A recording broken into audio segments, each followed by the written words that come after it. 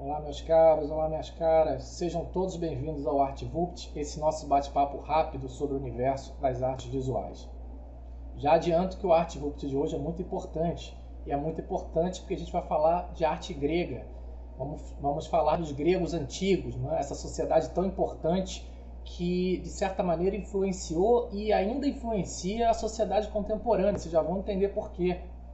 Falar de arte grega é falar, de uma certa forma, né, da sociedade europeia como um todo, que vai influenciar a americana e outras também, porque os europeus colonizaram os outros continentes, né? Portanto, a herança grega que eles receberam pelos séculos, de certa maneira, eles passaram para outras civilizações. Por isso, falar de Grécia Antiga é falar de costumes muito caros para a gente no dia de hoje, como a democracia, por exemplo. Democracia que nasce na cidade-estado antiga de Atenas.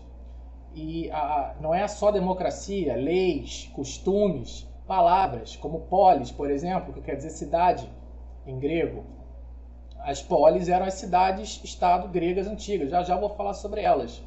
A política, por exemplo, política vem do grego politikos, que quer dizer os cidadãos das polis, ou seja, os cidadãos dessas cidades-estado. Polícia também, né, que vem do grego polissos, que quer dizer aqueles cidadãos que faziam a guarda das polis, eles vigiavam as cidades, né? E aí é interessante a gente ver a palavra polícia em várias línguas. Vocês podem observar nas escritas, independente de que língua seja, que vocês provavelmente vão encontrar o prefixo pol, ou poli, que vem justamente do grego, né? Bom, mas antes da gente entrar no nosso objeto de estudo do ArtVupt de hoje, vamos ver exatamente sobre que povo a gente está falando. Vamos dar uma volta, uma viagem no tempo, para a gente contextualizar esse ambiente da Grécia Antiga. E aí, só para variar, eu trouxe um mapa para vocês não se perderem, para vocês se localizarem legal sobre quem e onde a gente está falando. Acompanhe comigo, pessoal. Vamos ao mapa. Bem, pessoal, esse mapa que vocês estão vendo aí, destacando essa área aqui colorida, é a Grécia atual. Mas não é da Grécia atual que a gente está falando. Vamos falar da Grécia Antiga, né? Antes de Cristo. E então, por que você trouxe esse mapa, Rafael? Só para vocês entenderem que essas cidades que vocês estão vendo aqui, hoje, como Esparta, aqui embaixo, vocês tentem imaginar, no mundo grego antigo, que eram polis, né? Cidades-estado independentes uma das outras. Não existia esse conceito de Grécia unida, né? E que muitas vezes eram inimigas, arqui-inimigas, né? Lutavam entre si. Cada uma tinha um governante, tinha um rei, né? E o que unia todas essas polis, todas essas cidades, era justamente a cultura. E aí é que entra aqui o nosso assunto. Era a língua grega antiga, eram as crenças religiosas, né? Os gregos acreditavam em vários deuses, eram politeístas, como a grande maioria das sociedades antigas, né? Eram uma série de conceitos culturais que faziam desses povos ditos helenos, tá? Ou gregos. Bom, outro motivo de eu ter trazido esse slide é para vocês entenderem que não se pode falar de arte grega antiga como uma coisa só. Existem diferenças estilísticas dentro da chamada arte grega antiga. E aqui eu trouxe os três estilos para vocês entenderem as diferenças básicas. A gente tem o arcaico, né, que vai aproximadamente até o século V a.C. O período arcaico é baseado numa estatuária, num desenho mais rígido, mais geométrico, né? E que sofreu muita influência do Egito Antigo, que os gregos comercializavam, enfim, existiam trocas culturais entre o Egito e a Grécia Antiga. Depois veio o período clássico, né, do século V ao IV a.C., que é o que a gente vai falar hoje, já. E depois segue o período helenístico, aproximadamente do século IV ao século II a.C., que aí já é marcada por imagens, principalmente estátuas, com mais movimento, com mais teatralidade, mais drama, né, do que no período clássico. E aqui, olha, algumas das principais civilizações da Grécia Antiga, como a minoica, por exemplo, a micênica, né, a famosa espartana, né, grandes guerreiros, a ateniense, que foi onde surgiu a democracia, a olímpica e a coríntia, entre muitas outras, só para a gente se situar, tá, pessoal, sobre o que ele está falando. Bom, pessoal, antes de a gente ver o nosso objeto de estudo em si, eu queria chamar a atenção para a importância de se estudar a arte grega, não é? Eu sempre falo, quando a gente está estudando arte grega no curso de História da Arte Online, que essa é uma das aulas mais importantes do curso inteiro, porque a arte grega ela vai emitir ecos dali para frente, não é? Diria, me arrisco a dizer, de certa maneira, até os dias atuais, até a arte contemporânea, de alguma certa forma. Não é? Vai influenciar, por exemplo, muito a arte romana, não é? Vai influenciar muito a arte do Renascimento, do neoclassicismo e outros períodos, alguns mais do que outros. Não é? Portanto, é muito importante entendermos a arte desse período, a arte grega antiga. Mas vamos à imagem, pessoal. Bom, antes de explicar que estátua é essa, que imagem é essa que vocês estão vendo, eu queria chamar a atenção para o período. Vejam só, o período que ela foi feita, né? Essa aqui é uma réplica romana, a original se perdeu. Aliás, muitas estátuas gregas que vocês já viram hoje, seja na internet, seja nos museus, são cópias romanas. A arte grega, como eu falei, influenciou muito a arte romana. Esse período aqui, em tese, é o período que eu botei aqui como helenístico, confere? Pois é, acontece que essa é uma estátua tipicamente clássica, não é? O período clássico, por isso não fiquem muito presos à questão da linha do tempo, ela serve para nortear a gente, mas ela não resolve questões, nem na arte grega, nem nenhuma outra. É apenas um balizador, tá, gente? Apesar de, em tese, estar situado no período helenístico, que é um movimento, como eu disse, onde a arte é mais expressiva, não é? As imagens, as figuras são mais expressivas, mais dramáticas, ela é uma estátua tipicamente clássica. E aí, para a gente falar do período clássico, é interessante falar que talvez o período clássico da arte grega seja o primeiro onde as sociedades representam o objeto, né? No caso, a deusa Afrodite, eu já vou falar rapidinho sobre ela, da maneira mais próxima possível do que os olhos humanos veem.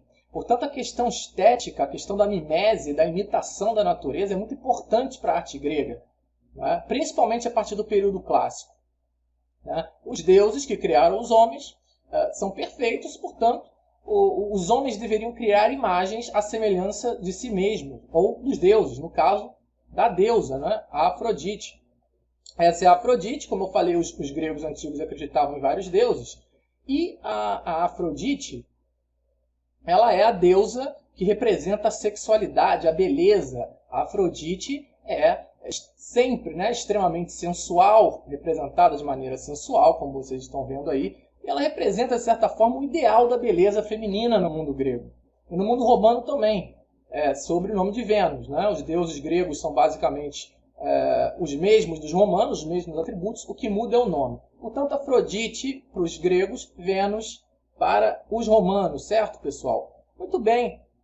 E o que a gente está vendo aí é a Afrodite, chamada Afrodite de Capua, né? Porque é uma estátua, uma cópia romana, como eu falei, o original desapareceu, achada numa escavação em 1750 na cidade romana de Capua. Por isso ficou Afrodite de Capua, né?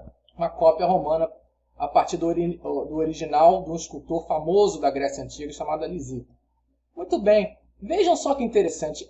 Uma das características da arte clássica, o período clássico da arte grega, é justamente isso que vocês estão vendo aí. Vejam, é marcado por um movimento que parece ter sido interrompido no tempo, né? Num determinado período de tempo, se interrompe esse movimento. Por exemplo, essa veste que ela está usando aqui vai cair a qualquer momento. Essa é a impressão que a gente tem. Então, esse congelamento da ação é uma das características da arte clássica, a ação que está por acontecer e não está propriamente acontecendo, não é?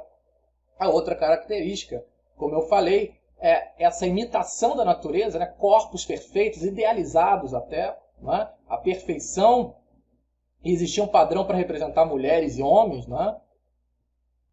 E uma outra característica é essa tranquilidade. Não há nada muito exacerbado, né? Tudo muito tipicamente clássico, como se diz. O nome ficou até hoje, né? Portanto, não é uma imagem que evoca grandes sentimentos, grandes emoções, grandes ações. É uma estátua que evoca uma tranquilidade, uma calmaria, uma beleza, né? Algo singelo, digamos assim. Muito bem, a Afrodite, como eu falei, a deusa da beleza, não é? Da sensualidade. Em Entende-se que nessa imagem, na verdade, estaria faltando um escudo, o escudo de Ares, que Afrodite era amante de Ares, aliás, amante de muitos deuses e homens, porque Afrodite, como deusa da beleza, ela não se pegava a uma pessoa só, não. Aliás, ela pegava várias pessoas. Afrodite passava o rodo em geral, né? E um dos amantes da Afrodite era o Ares, ou Marte, o deus da guerra. Entende-se que tinha um escudo aqui, não é? Porque há referências dessa estátua na antiguidade, o escudo se perdeu. E ela estaria, vejam só, comparando a própria beleza, vejam que ela aponta, é tudo muito delicado, né? Delicado. Acho que delicadeza é uma das principais palavras para definir a arte clássica, do período clássico grego. Veja como ela aponta para baixo, olha, onde supostamente estaria o escudo, e ela estaria vendo o próprio reflexo no escudo, a beleza, né, a deusa da beleza, estaria se vendo, e vejam só aqui, eu botei no detalhe, se comparando a sua beleza a uma joia, a uma pérola, né, uma pedra preciosa. Portanto, tão bonita ou mais bonita que uma joia, do que uma pérola, né? É o padrão da beleza, é a essência da beleza, que representa a deusa Afrodite. E é exatamente isso que nós vemos aqui, né? Também é outra característica do período clássico, o chamado contraposto de Policleto, que foi um arquiteto e escultor também muito famoso na Grécia clássica, na Grécia antiga, né, na arte clássica, e que ele criou uma espécie de cânone da história da arte que vem até hoje, que são justamente o corpo dividido entre o repouso e a tensão. Portanto, apresenta uma perna esticada, não é? Tensionada, esticada, e a outra relaxada, veja aqui, dobrada. Um braço está mais relaxado, veja, está quase caindo, né? E o outro está mais tensionado, faz força para se manter nessa posição. Esse é o cânone do Policleto, que vai moldar a arte clássica na Grécia e a arte ocidental por séculos e séculos, tá, pessoal? E aí, curtiram o ArtVupt de hoje? Se sim, deixe seus comentários aí no YouTube. Também curta a nossa página, ative o sino para você não perder nenhuma notificação. E já fica o convite, se vocês quiserem conhecer a página do nosso curso, no Facebook, no Instagram, está tudo aí na descrição do vídeo. E se você gosta de arte grega, não deixe de se matricular no nosso curso de História da Arte Online, onde você vai poder conhecer melhor não apenas a arte grega, mas outros universos, outras culturas e como elas foram influenciadas pela arte grega. As informações para você se matricular no nosso curso estão bem aqui abaixo do vídeo. Tá bom, pessoal? Por hoje eu fico por aqui, espero que vocês tenham curtido. Um forte abraço a todos e até o nosso próximo ArtVupt. Fui!